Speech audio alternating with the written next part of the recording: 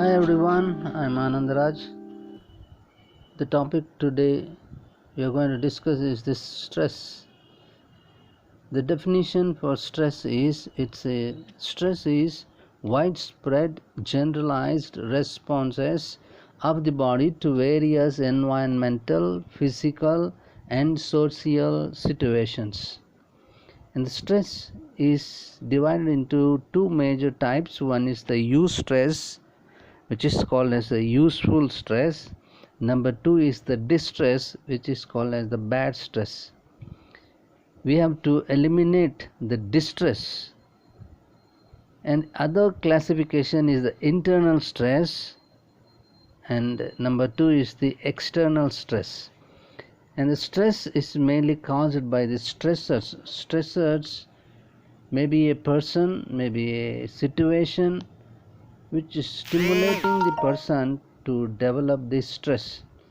And there is an adaptation theory for the stress that's called as GAS, General Adaptation Syndrome. In that there are different stages are there, and this is one which body adjusts generally, and normally it brings to the normal condition. And there are diseases which are developed due to the stress. The main diseases which are listed, and they are called as the psychosomatic disorders. Psycho means is the mind, soma means is the body.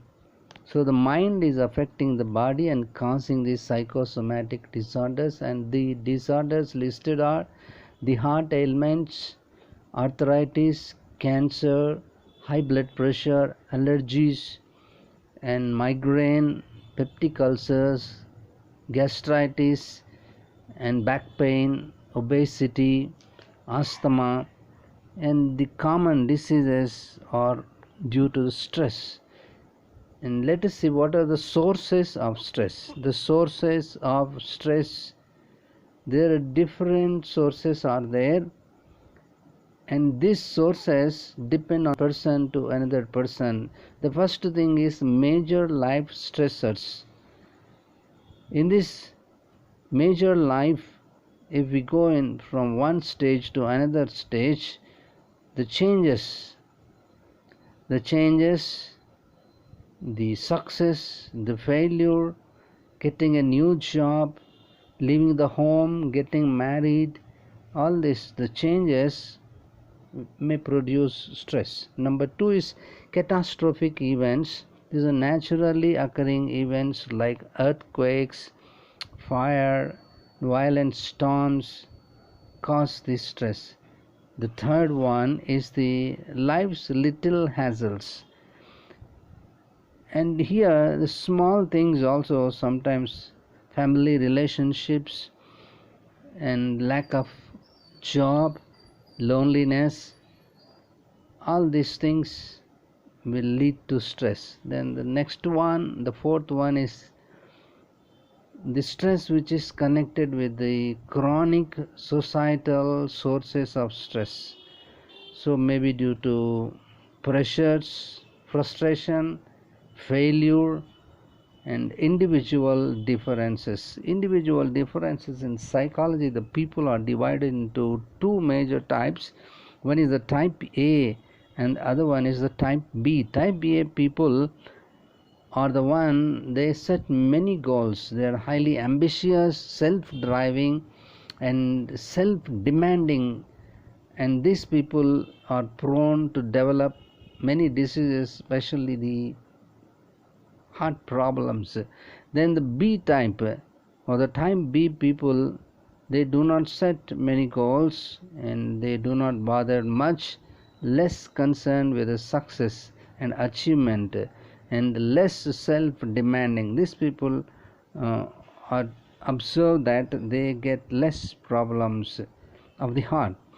And let us see the stress of hospitalization. Stress related to the hospitalization, the nurse must know about this. There are two main sources of stress is associated. Number one is the problems arising from the illness. Number 2 is the hospital environment. So these two are the one which develop stress, and majorly the emotional reactions to the stress are: number 1 is the anxiety or fear, number 2 is the depression, number 3 is irritability and anger, and number 4 is the dependence and submissiveness. These are the 4 emotional reactions to the hospitalization. And how to cope the stress? There are different ways of coping of the stress, and the nurse, if you see, is one of the most stressful profession. So the nurse must know different techniques how to cope the stress. So first thing is, nurse must know the source of stress. What are the sources of this stress? Number 2, balance your life activities with work and play, family and friends, and time for the self. Number 3 is exercise, physical exercise. Number 4, meditate or practice relaxation techniques. Number 5, relax your body regularly through tension relaxation and other relaxing techniques. The next thing is to slow down the pace of life. Next thing is make realistic goals. The goal should be realistic, and then organize your life with priorities and develop healthy social relationship, and practice coping statements that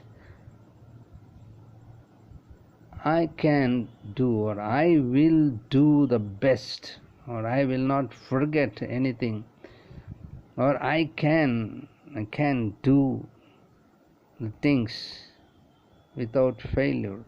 So put some positive words into your thoughts, so that, and at the same time remove or replace these negative thoughts that I am stressed, I do not remember, it's very difficult for me to do all these words. You have to remove them.